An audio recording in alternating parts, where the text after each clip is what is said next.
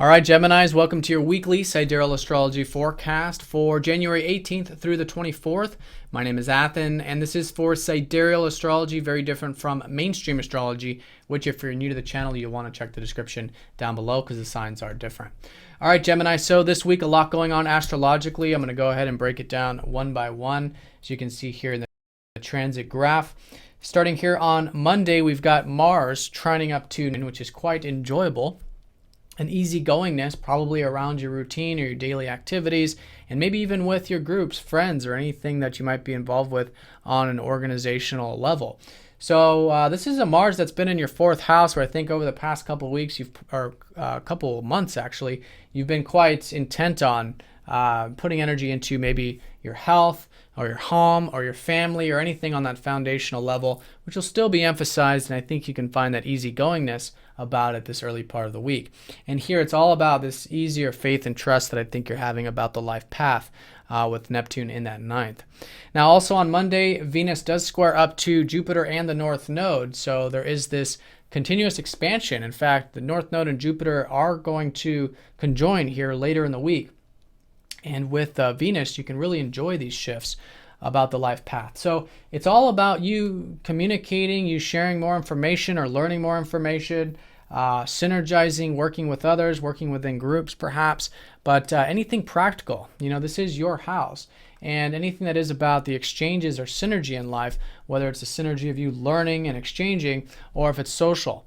So that's going to be quite supportive here this early part of the week. But because it is a square, take it nice and slow, keep everything nice and grounded. But nonetheless, I think you can enjoy those more practical aspects of life.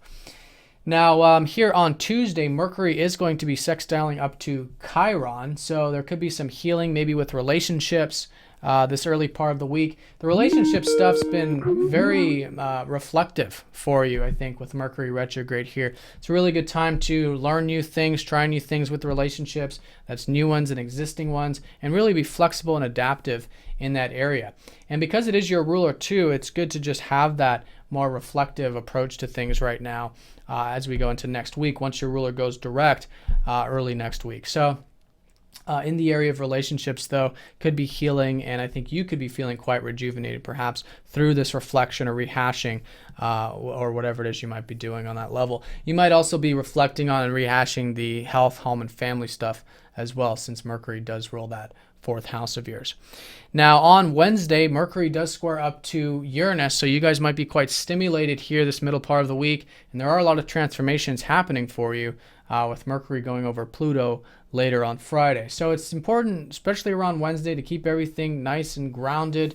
You could be feeling quite stimulated with that Uranus, and again, it might be involving those one-to-one connections, maybe your home, family, or health, and just you in general. So it's good to hear that. There's something here trying to free you up. Maybe it's with your career, maybe it's with your productive life, so you can have more freedom in that area. So it's a good energy to listen to and to break free through in your life. But yeah, with the square, it's important we take it one step at a time. Now the sun does shift into Capricorn here on Thursday, so there is this shift of focus where I think it has been and still will be very much about relationships.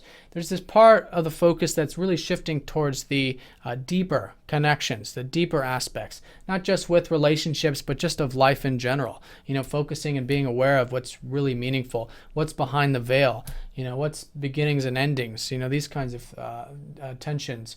So with this, there's a lot of energy to be gained with, you know, going deep and seeing what life is truly about to you and see what's really meaningful to you. And in that way, that is setting the stage for going into the rest of this month and February with the next new moon. Now on Friday, that Mercury is going to be going over Pluto. So like I said, there are things transforming. So it's very important here around this time period to be open to change, especially about relationships, letting go of any old energies that are no longer serving you with that.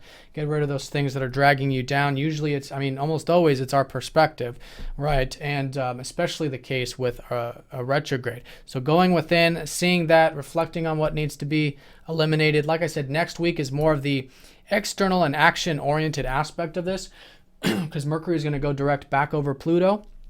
But here, definitely reflecting on thinking about where you can make change with those one-to-one connections, with your health, home, family, and just with yourself and your overall goals in life in general. Now on Saturday, we do have a full moon in Cancer, your second house. So it could be a culminating time for you in regards to the financial material values, whether it's material or otherwise, an awareness of what you value in life, especially with the sun in the 8th house. It's illuminating and showing you what's really behind the veil of these values, what's really deeper and meaningful. So with this though, seeing that, reflecting at this time, but also putting energy into where you can cultivate maybe more material security and more of those values, because it will be squaring up to Mars, and it does signify taking some action steps in that slow and steady way, of course, which is the square. Now also on Saturday, that conjunction, Jupiter conjoining over the North Node, making their way into that 3rd house. There could be some insights this weekend in regards to learning, in regards to sharing community things, or social things. And that's a good thing to put energy towards, especially with this expansion of Jupiter and all the stuff you've been learning over the past roughly 6 or 7 months about the practical aspects, whether it's reading, writing, sharing, communicating, whatnot. There's a lot of positive energy here supporting this. So it's important to be adaptive and be flexible with it, of course, because Jupiter is retrograde, but there could be some new insights. So having that reflective nature could be the opportunity for that. Now the weekend tops off with Venus going into your 7th house. So I think this early part of the week, all the way up until the weekend, I think you have been enjoying maybe the health, the diet, the routine, maybe the daily work environment. And so that's going to shift more towards relationships now with Venus shifting into your 7th on the weekend. So enjoying those one-to-one connections. Again, it's all very malleable. There's a lot of things being transformed, and it could be with partnerships, it could be with spouse, it could be with friendship or whatever it is.